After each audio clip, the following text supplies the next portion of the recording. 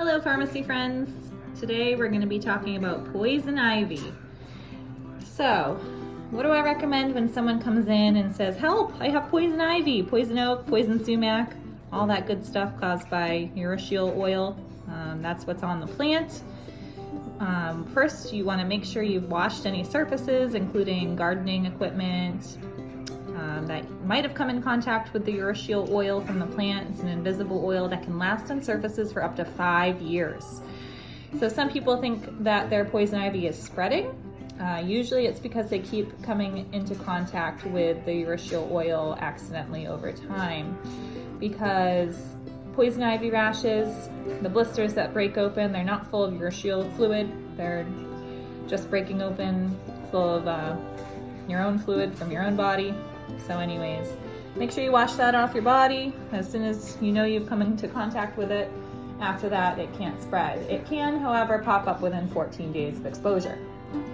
So one of the first products I want to talk about over the counter that you can purchase without a prescription is Doneboro solution. This is what you may want to put on a weeping rash of poison ivy. This is going to help to dry it up. This is going to help you get from the weeping initial phase of poison ivy into the very, very dry and itchy phase. So that will take care of it. It's pretty quick for most folks. It takes about 24 hours for that to kick in. Follow the directions on the package. You make a solution of it. You can dip in a cotton ball and apply it to the weeping areas. That'll help dry it up and then wash it off. The next product I want to talk about is good old Cortisone 10. Hydrocortisone 1% is available over the counter. You can put this on during the dry phase. As always, don't put anything on your skin that you might be allergic to. You should always check with your doctor as well before you apply anything. So Cortisone 10, it's a very weak steroid, but it's the strongest steroid you'll find over the counter. A lot of folks have it in their cabinets already, which is nice. And it will help bring down some of the inflammation and help with some of the itching. That being said, this is just over-the-counter agent, so if your poison ivy is very severe, on really sensitive areas of the body, including your hands, face, or other sensitive areas, you will want to call your doctor. And they might want to prescribe you steroids, oral steroids, or another prescription treatment. This is just self-care at home. This is another product I wanted to talk about. This is Ivy Dry.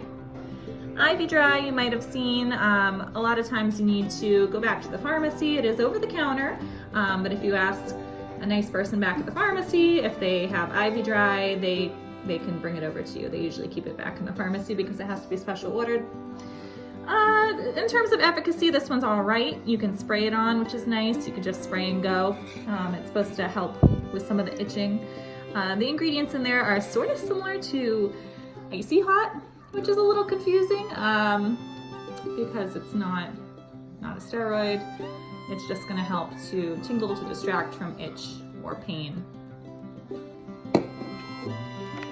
Ivarest is a decent product. You'll see this over the counter as well. It contains calamine lotion, which everyone loves for poison ivy. Calamine is fine. You might find it soothing, and that's a good thing. What it can do is flake and get onto your clothes or flake off because calamine is very thick, so that might not be attractive to some folks. It does contain topical Benadryl cream.